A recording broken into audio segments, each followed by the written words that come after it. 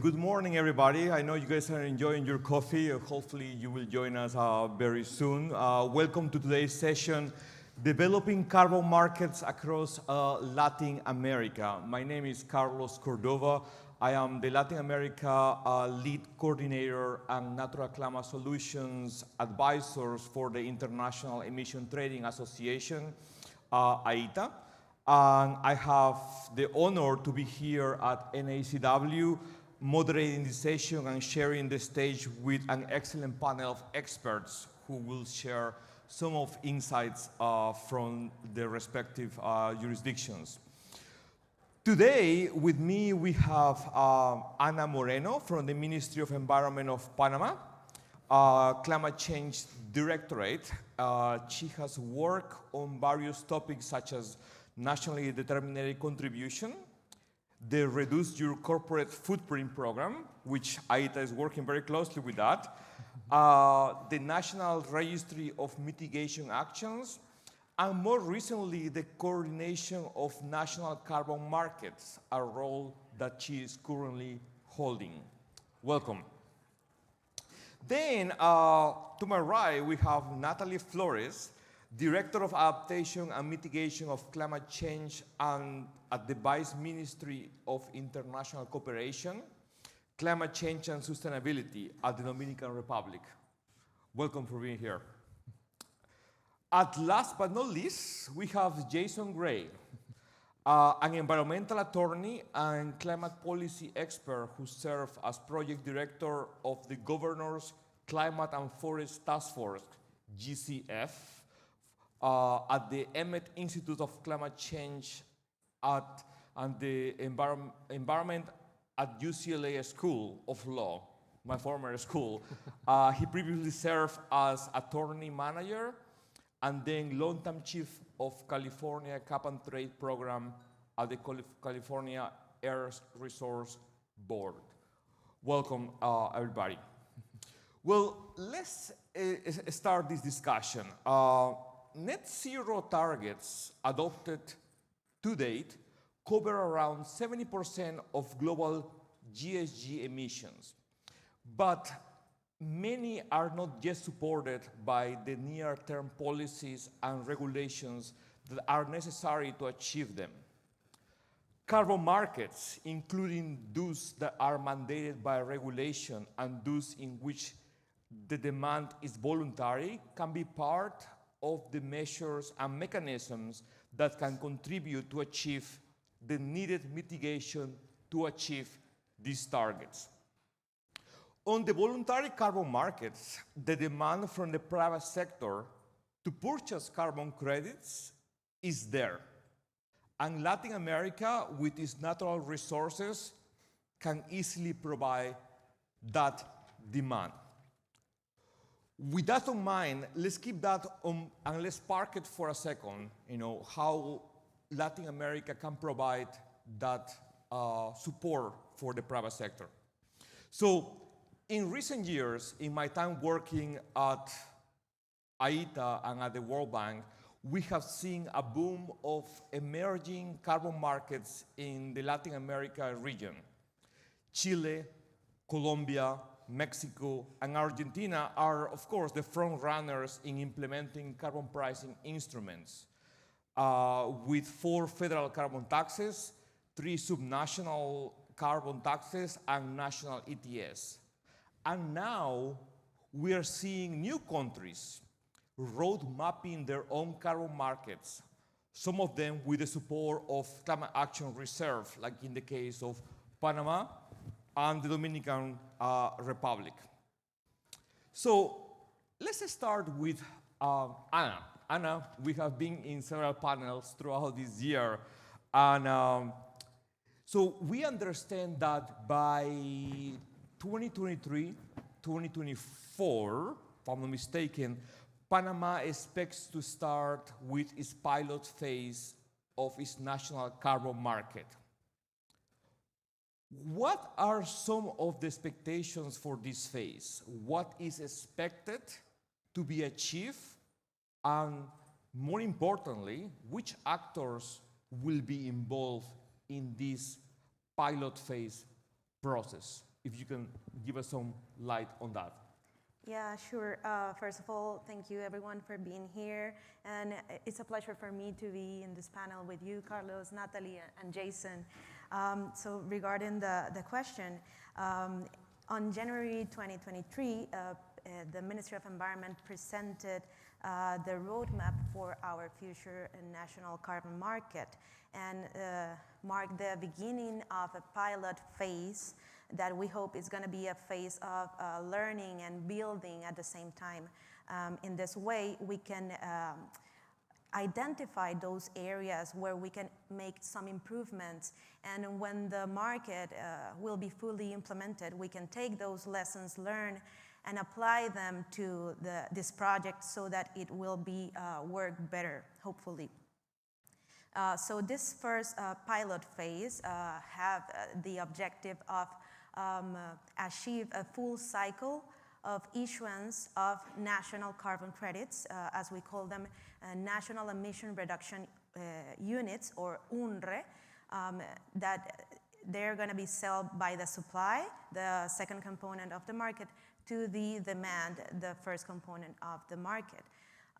With that thought, the ministry started some conversations with some companies and entities under the national program Reduce Your Footprint that Carlos mentioned before.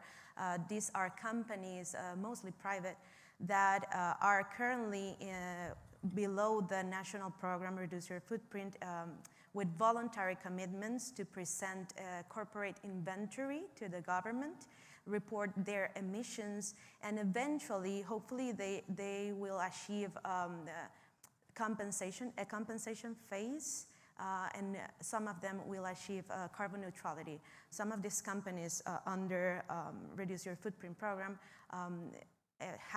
have an additional compromise to achieve carbon neutrality by 2050. And we are hoping these companies will be the first one participating in this pilot phase as part of the demand, the first buyers of UNRE. So we are having these conversations with these companies. Hopefully they will engage in this pilot phase. They will understand the benefits of participating in a pilot phase, and they will become this first demand. And on the other side, we have the supply. The supply, we hope it's going to be conformed by projects, compensation projects developed in national territory. So we have identified some projects that are already with issuance of carbon credits. So the plan is that the government is going to start conversations with these project owners so that they can participate in the supply side of the market in this pilot phase. We are looking for projects that align with some requirements that we have in our national market. They should be projects developed in sectors such as energy, forestry, and agriculture. And they have to have some credits, carbon credits, under some of the mechanisms pre-approved by the government, such as Climate Action Reserve, Gold Standard, and others. If that's the case, we are hoping that they can join to this pilot phase and be the first sellers of UNRE, our national carbon credits. And we are hoping that this first exchange, buy and sell of UNRE, will happen in the third component of our market, the Panamanian Carbon Exchange. This exchange will be a virtual platform that it's going to facilitate this exchange. And it's not being developed by the government. It's been developed by a private entity called Latinx. And they are working with the government to develop this platform. Hopefully we'll have it available this year, and we will make this full cycle this 2023. We also have some milestones, other milestones to achieve in this first year. We are hoping, first of all, to have a module for carbon market, for our national carbon market. We are hoping in this module, virtual module, that we are going to have general information of the market, some videos for capacity building, infographics, But most importantly, we are hoping we are going to have a compensation project registry, where the supply can enter some general information about their projects, and that way the government will know which kind of projects are being developed in the national territory. And lastly, but not least, we are working with Climate Action Reserve, as you said before, Carlos, in the adaptation of the forestry protocol from Mexico to Panama.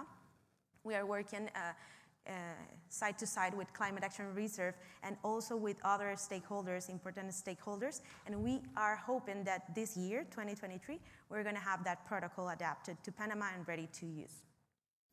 Thank you very much, Ana. That's very interesting what's going on in our region. As leading IETA's Latin American region, I see how our region is evolving with these emerging carbon markets, and I see that the connection and the need from the private sector to connect with the government is very necessary to be able to both have a win-win situation. We have a conference full of private sector companies, most of them members of IETA. I need to put that in there. But let me ask you this, Ana. Considering how important the role of private sector is in nurturing and building a vibrant carbon market, how is Panama planning to integrate the private sector in the implementation of the national carbon market? And what role do you expect the private sector to play in your market? We have had several lessons learned from Colombia, Mexico, and Chile. What Panama is planning to, take the next step and be ahead and invite this private sector to invest on their markets? Well, since 2020, the Ministry of Environment received a legal mandate to develop a national carbon market. And since the beginning, we are taking into account the private sector. We know the relevance of this sector, and we know that we need the feedback from the private sector and participation of private sector in the development and implementation phase of the market if we want the market to work. So we are trying to integrate them. We are developing several workshops on capacity building for those actors to understand what a carbon market is and how does it work and why is it relevant. And also, we have some consultative processes for the development of the Executive Decree number 142 of December 9 of 2021, which establishes the market and its components. That way, the private sector had the opportunity to give us feedback on this structure of the future national carbon market. So the private sector was very important since the beginning, and we are hoping that the private sector integrates itself in the market through the first component of the market. We have the national program Reduce Your Footprint, which I mentioned before is very important for the market, and it's going to be conformed of mostly private actors, private companies that are going to be the demand of the market. The idea with this national program Reduce Your Footprint is that the companies start by developing an corporate inventory, and eventually they will compensate their footprint through the purchase of UNRE, National Reduction Units. So they are going to be the demand of the market. They are going to be the main role of the market. And also, we have the supply, of course, that is going to provide them with UNREs, and that's how we are thinking it's going to work. Also, Panama is not only expecting to have national demand by the private sector, we are also expecting to have international demand. That, of course, is going to be conformed by also private actors. So that's why we are working with relevant actors from the voluntary market, so we can assure that the carbon credits, the national carbon credits, the UNRE, are going to be high quality credits. We understand that out there, people are looking for more than just emission reductions. They are looking for credits that also have positive social impacts and co-benefits, that not only that reduction. So we are working hand with relevant registries that has good history in the voluntary carbon market, such as Climate Action Reserve and Gold Standard and others, so that we can assure that what we produce under our market, it's gonna have a high quality and it's gonna be likable for a possible international demand. Anna, you mentioned something very good that I want to highlight to our audience. You know, the main key topic of going around is integrity, transparency, and traceability of carbon credits. You know, as a carbon markets, we have been attacked, we have been criticized, but if governments can work together with the private sector to make sure we ensure integrity, transparency and traceability, then they will have no feet on the cut to talk about it, and that's something very important about. And I'm glad you guys are preparing to work with the private sector to engage on this very important issue. Thank you, Nathalie, for your intakes. I will get back to you on the footprint because I have a question about that later on. But now let me go to Jason. Jason, your experience with the California Cap and Trade program and at the California Air Resources Board, and now more recent, your experience with the GCF Task Force, which is great. Plus, you work at my former school, UCLA. Now, please correct me if I'm wrong, but the governor's Climate and Forest Task Force is made up of 43 members, states, and provinces, including 30 from across 6 countries in Latin America, which is incredible. How are the governments in this task force are assessing the evolving landscape of carbon markets? I think it's important to know from other governments, and states how they feel about these emerging new markets. Colombia, Brazil, Peru, Argentina, Ecuador. We're having one of our members, Mexico CO2, having carbon forums in Ecuador, Argentina, the DR. So the market is emerging there. So what does your members tell that, and what do they are assessing about that? No, thanks, Carlos. That's right. We have 43 members. We just added 4 additional members from Bolivia and Ecuador a month ago at a meeting in Mexico. Let me just give a quick background on the GCF Task Force. Nathalie and I were at the Mexico Carbon Forum in September, and we sometimes get confused for the GCF, the other GCF, which I would love to partner with folks to work with that GCF. But the GCF Task Force is a coalition of governors, as Carlos was mentioning, that actually started in California in 2008 under then Governor Schwarzenegger. And the whole premise of the GCF Task Force is that looking for reduced emissions from deforestation, looking for long-term decarbonization planning, has to involve government. It also, because it started with the state level, is focused on subnational jurisdictions in an attempt to help align with and maybe go more ambitious and quicker than national government structures can go. So sort of a place to experiment, but also to go quickly with some very large-scale government action. The theory of change for this organization is that long-lasting change requires partnership between government, private sector, communities, indigenous leaders. So for the last 15 years, the GCF Task Force has been working within that construct to try to increase dialogue, increase engagement on design of different carbon financing tools and climate finance. And I can't speak for the 43 governments, but I can give you kind of my perception of having been on this side of the GCF for about a year now. I've probably served as a California official delegate to the task force.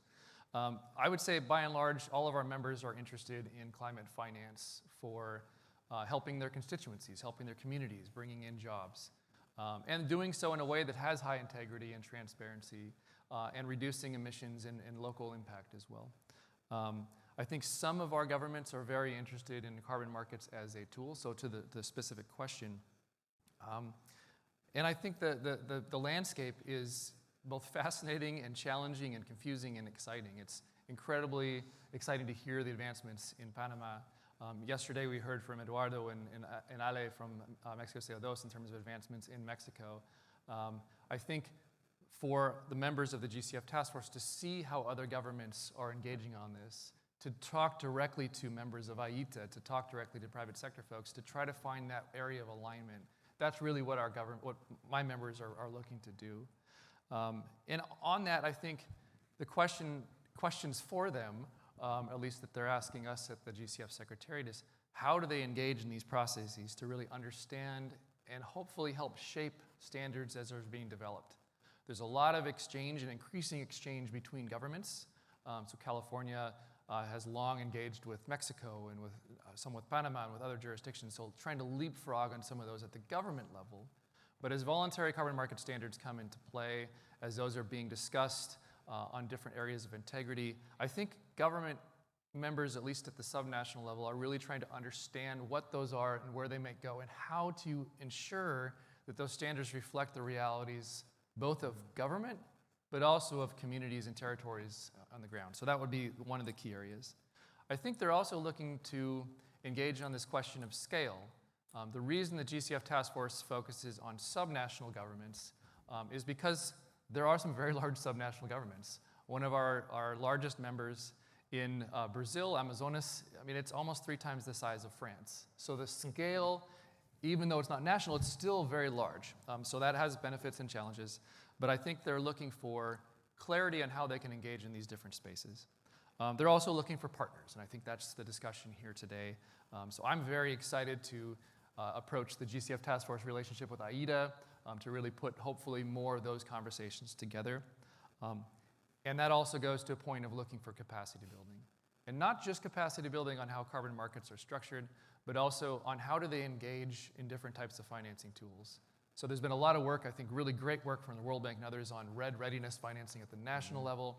I think there's discussion and need for how do you negotiate a contract? How do you engage in due diligence of looking at who your partners might be? So that's something that my members, I think, are interested in finding out. And just a few examples of where that evolution has come. Really, Brazil, some of the Brazilian states are approaching the LEAF coalition process with the Art Trees standard. There's some interest on that, I know, in some of the Mexican states. There's some confusion in all of these different standards, so I'll just say that again, leave it there. I think there's also some really strong engagement bilaterally with some companies, some that are here with some of the members of the GCF Task Force, and I'd like to help figure out if there's ways to increase that. We know that the efforts in Mexico, Jalisco and Yucatan in particular, and at the national level in Mexico. We have projects, some of the members in Peru have projects, so a question is how do you make sure those can nest? And I think the work that Panama is doing on that provides a really good example of evolution in there. And finally, how do these programs really complement other initiatives? So bioeconomy approaches, sustainable supply chain commitments. How do you make sure, the governments are asking, how do you make sure you can stack these different things together to really drive that change longer term and across scale? So there's some areas that I think our governments are looking at. Thank you, Jason. You touched on 2 points that I want to get back to you again. One is capacity building. You know, I know IETA is very close in conversations with the World Bank and IDB in providing this capacity building or capacity technical assistance to Latin American countries to be able to get up to speed to where they need to be. And the second thing that I wanted to ask especially specifically regarding to your members, do they also have, have they also think about the socioeconomic benefits that all these programs and carbon markets are bringing to these communities that if not because of these programs, they will not have this influx of maybe income or something else.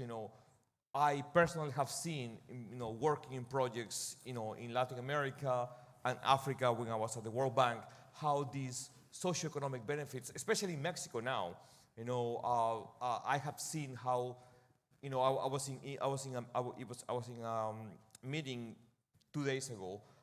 That we have some indigenous communities, speaking about how the socioeconomic benefits have benefited them, and how they have changed their communities for better. I just kind of want to touch on how your members feel about that and what is their perspectives for the future.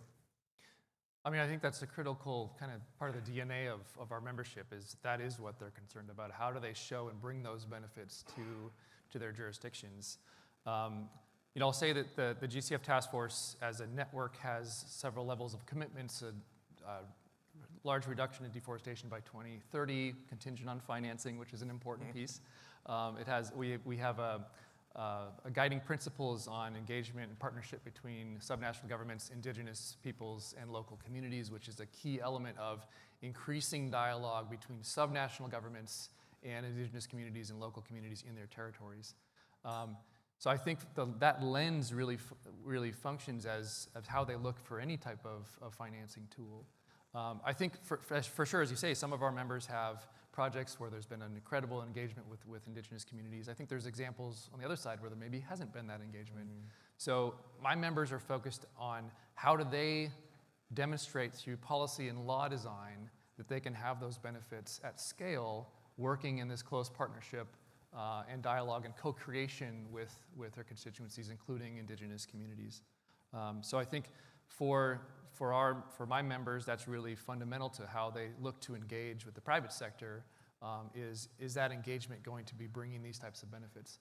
We had a very large assembly meeting last March in Manaus in Brazil, and Governor Wilson Lima from Amazonas had this great video, actually. It says, "Hola, Jeff," so from the Amazon to Amazon, asking for this type of sustainable investment and the investment in the people who live in those territories. So I think that's really where our members are looking to engage more. Thanks, Jason. Something that comes to mind, you work with subnationals governments a lot. Can you share some of positive advancements in this space, as well as challenges that can keep you up at night? I can share my own things that keep me up at night, but I wanted to know of subnationals, just like other jurisdictions like Mexico or Brazil they may have. What keeps you up at night on this? Well, I'll start with the positive advancements. I think the dialogue we're seeing and the interest in the voluntary market space is an incredible advancement. I think the interest from corporates to really assess their own footprints, I think Panama's work on that is going to lead the way here. The development of standards, and I'm thinking here in particular of kind of jurisdictional-based standards, because that's what my members focus on mostly, through the Art Trees process, through LEAF. I think those are incredible advancements to show that there's that interest and that commitment from the demand side. I'll come back to a challenge of that in a moment, but I think the other advancement I see is just there's experimentation that's learning from what's already been done. So not trying to reinvent the wheel, the discussions amongst governments on what compliance or regulated pieces of markets look like and learning from that to leapfrog, I think that's a huge advancement. And I think that's a testament to some of the work the Climate Action Reserve has done to Mexico CO2, to governments like Panama and DR. I mean, I think that's incredible. Our members are really looking to engage also with their national level government, so Aso Carbono in Colombia, working with some of the subnationals within Colombia. I think those are all good advancements, all looking to see scale, to get to scale. I think the challenge is that getting to scale, helping these governments and their partnerships with communities, with private sector actually advance. One of the challenges I hear frequently from our members is they may have done a lot of policy design over the last 15 years. Very few have seen finance actually transfer. So what keeps me up at night is that piece. There's a lot of advancements, but if some of those advancements may not be fully engaging to recognize the needs on the ground, how do you ensure that that finance transfers in a way that's transparent for high quality performance, but how do you make sure that's actually transferring? So my big fear that keeps me up at night is partly that ambition resulting in action, but also, are we making the perfect the enemy they could? So I think and this is not new to anyone here. I think there's a lot of confusion in this space, which is, I think, emblematic of just emerging markets. That's always the case. But as we're designing, as you guys are working on those different voluntary approaches or engaging with governments, engaging with standard-setting bodies, I think that's really critical to try to infuse into that process not just the buyer demand side, but also what are the needs on the ground. I think governments are fairly good at expressing their needs. I think that's part of what we're trying to help our members do better is how do they share what their needs are to have a real partnership discussion. So that keeps me up at night. But the GCF Task Force, and I think these types of exchanges are really fundamental to making sure that dialogue is actually happening. So increasing the dialogue between government and private sector, increasing the dialogue between governments to learn from each other, that's where my hope lies. So, thanks, Jason. Increasing the learning from each other. So that's like lessons learned from other countries that have gone through that similar path. That gets to my mind. For example, Mexico right now is finalizing their ETS pilot phase, is going in full course. Our member Mexico CO2 is having a report on the lessons learned on the ETS, on the pilot phase of ETS in Mexico, which I think it will be very valuable for other countries to learn from and be able to take advantage of that experience. So that's I think that's very important, and it should be really considered for other countries. Thank you, Jason, for this intervention. Now let me go to Nathalie. Nathalie, nice to see you again. We keep seeing each other everywhere. Yeah. So Nathalie, the Dominican Republic is doing a lot of building its roadmap for carbon markets, which is incredible. And a lot of it is because of CAR, but and also your government.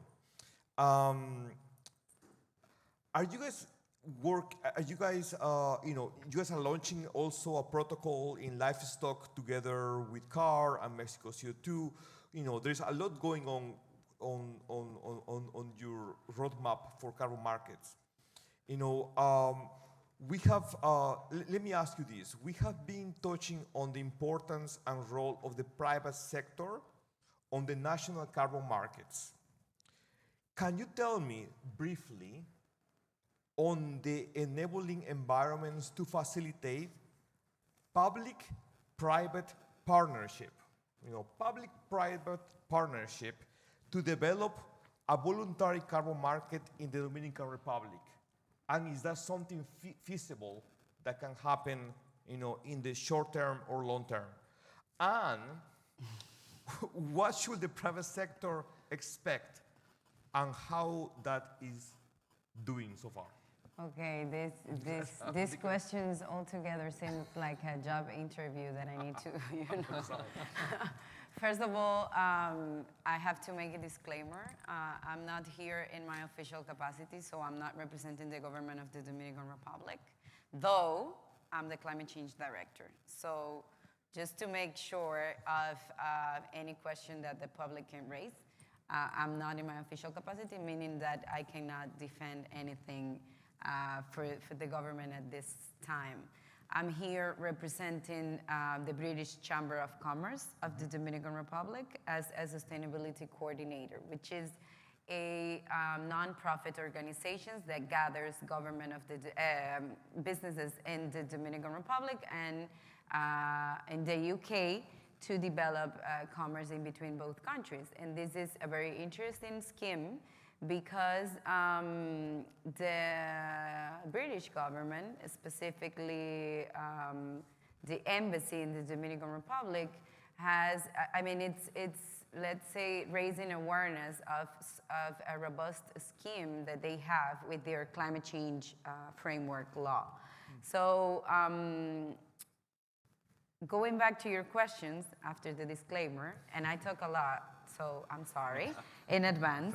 I'm very happy to be here on any capacity that I'm here. I'm very happy that you mentioned that the Dominican Republic, it's working with the Climate Action Reserve in the first protocol for agriculture, which is very interesting because we are still very new in the developing such a scheme, especially for producers of our food and national security in terms of food security and everything. So it's very interesting that the Climate Action Reserve, along with Mexico CO2, came to us as a country and proposed the possibility of developing such protocol. I just want to mention very briefly that, because I cannot get into in the details in this conversation, but the Climate Action Reserve and their team, it's working with the Dominican Republic team that oversees climate emissions, specifically GHG emissions, and how the agriculture sector, the AFLU sector reports that. And it's working very closely with both the Ministry of Agriculture and the Ministry of Environment on how to develop a robust scheme for the country to have that in their hands. So I'm gonna leave it I'm gonna leave it there from that side, and you can email me to my official email, and we can talk more about that in other framework. Coming back to the private sector, and coming back to Mexico CO2, which it's over here in front of us, I'm very happy to mention that Mexico CO2 was the partner of the Dominican Republic to establish the first carbon forum ever, in which the Dominican Republic started to raise awareness on how the country can develop a carbon market, a voluntary carbon market, how the businesses of the Dominican Republic can be involved in funding adaptation through carbon markets, specifically with policies that we put into place that actually they developed for us like, we did it together, but you know, the masterminds, it's their technical team. And on how like private sector can invest through carbon markets into financing adaptation. This is important, and this is public domain, because the Dominican Republic is in an emergency state when it comes to climate change. We are a very small country in the Caribbean. We share our territory with the poorest country in the Caribbean. We are in the root of all the hurricanes and the hydrometeorological phenomenon, and we live from tourism. So if you think about it, it's like running out of time. And that's why the policies that the country has are enabling the environment for the private sector invest, but we still need that capacity building that we started with Mexico CO2 with funds from the French government. We developed the first seed to get the private sector running and make the private sector understand that they need to invest in projects, they need to develop projects that we need to meet our NDC, but at the same time to face this crisis. And I put it as a crisis because we have in our constitution that we have to adapt to climate change. We have a law that is our development strategy that establishes a whole access of how to adapt to climate change. And even though we don't have a climate change framework law for the private sector to lower their emission, we actually have a cap in our development law on how the private sector needs to meet that quota that matches also our NDC, though our NDC, our promise to the Paris Agreement, it's a little bit more ambitious.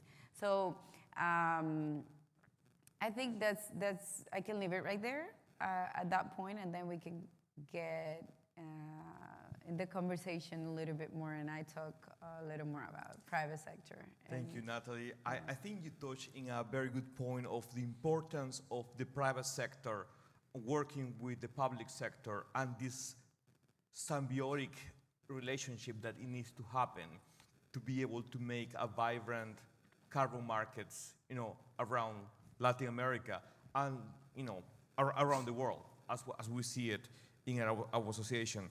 I'm also like that you mentioned about the first carbon forum that's going to happen in Dominican Republic later this year, which That's the second though. The first one was virtual. We were we were in the middle of COVID. I don't know how these guys put that together. They got the Minister of Environment in, and we put everything together and we made it online. I still think about it, and I can't believe we did that. But it was amazing, and now we're gonna have, that was my surprise for the second part of my intervention, but we're gonna have the second one in person in the Dominican Republic, and it's focused, it needs to be focused in capacity building for our private sector, because if they don't get involved in forums like this one, there's no way that they are going to catalyze the investment where we need it to develop a robust, carbon market. Yeah. That's the great points that you have touched. As a follow-up question, Nathalie, can you share with us some challenges to engage the Dominican private sector, more specifically the British Chamber of Commerce experience, which they have been very involved in the DR. We want to hear more about that journey that the British Chamber of Commerce is doing in the DR. Yeah, I don't want to have bias with some businesses because, of course, the British Chamber of Commerce looks into the developing businesses relations between the Dominican Republic and the UK. But we have some of the leading companies of the Dominican Republic as member of the British Chamber of Commerce, even if they have businesses in the UK or not. They really want to engage with that. And in this specific case, when I assumed the coordination of their sustainability committee, it was basically looking into changing the chip of the businesses from social corporate responsibility without taking away from social corporate responsibility, like the good things you can do with that, to actual implemented sustainability. Why actually implemented sustainability? Because in social corporate responsibility, there is a point in which people do not have profit, and there is a point in which people do not reduce their emissions. So right now, the members of the British Chamber of Commerce are looking into the NDCs of the Dominican Republic and the policies I mentioned before. They're like, okay, we need to reduce emissions. What do we do to have a robust scheme in our businesses to reduce emissions? And what we are trying to do is actually developing relations between these businesses and companies like, I have to mention again, but Mexico CO2 that have a lot of experience with the United Kingdom and funding from the United Kingdom. The Carbon Trust, that it's also a leading one in meeting that cap that the law in the UK establishes and the law, the development law of the Dominican Republic established as well. So we are trying to bring those businesses to forums like this one, and that's why I'm here representing them, and other forums in which they can start gaining that awareness that they need in order to invest and to understand the market. Because, for example, I negotiate Article 6 of the Paris Agreement, and I've been doing that for years now. But it's not the same to be sitting in the negotiation tables representing a government, fighting for a comma in an international legal document, and going to the field. When you go to the field, when you explain to the business owner what does this international legal document that has the same status of your constitution and that they have to implement and that they have to invest and they don't understand it, then that's where the challenge comes. And then you have to make them understand that actually they need to put money into that. So how do you make them understand that what their government decided in the negotiations table is going to benefit their profit, it's going to help the environment, and it's going to, do the full circle of investment that they need to do. So right now, what we are trying to do is to make them understand, because the Vice Minister of Climate Change and Sustainability of the Dominican Republic, of the Ministry of Environment, it's also honorific member of the British Chamber of Commerce, and specifically of the Sustainability Committee. So what we are trying to do is, with her knowledge and her presence in the committee, make this business understand that they have the enabling environment created from the government side, that the government is representing the best interest for them to invest, and then having them into things like the Carbon Forum that we are creating can put them in the same level of the only two companies of the Dominican Republic that actually has issued carbon credits. Because there are only two, because they are the only ones understanding the issue, the only ones making profit from the issues, and the only ones, that are far from the others. So what we want to do is not leaving it to the owners of the country, meaning the two biggest companies of the Dominican Republic, biggest business, and downscale it to middle, like pymes, small to medium companies, and how the government and the business, through a new, it's not a ministry, but it's a new program of the presidency that is for public-private partnership, investment, and trying to put all these policies together, but at the same time ensuring the people that actually have the money, how they can make profit of that money while protecting the environment. And I think it's the most grounded and sincere answer that I can give you, because I admire the Colombia experience a lot. Like, I don't know how they do it, but I admire it a lot. When I visited Mexico for the Guadalajara Carbon Forum, I was like amazed. I was like, how these people do this? Because like going to the field and make the people in the field understand, it's probably the most challenging part.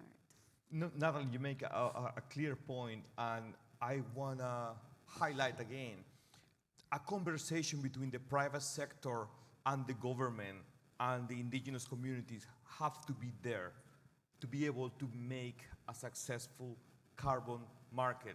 If that doesn't happen, private sector, government, indigenous communities, if that doesn't happen, we will struggle a lot. And probably the most important thing is to make people understand that what we want to do is reduce the temperature of the planet.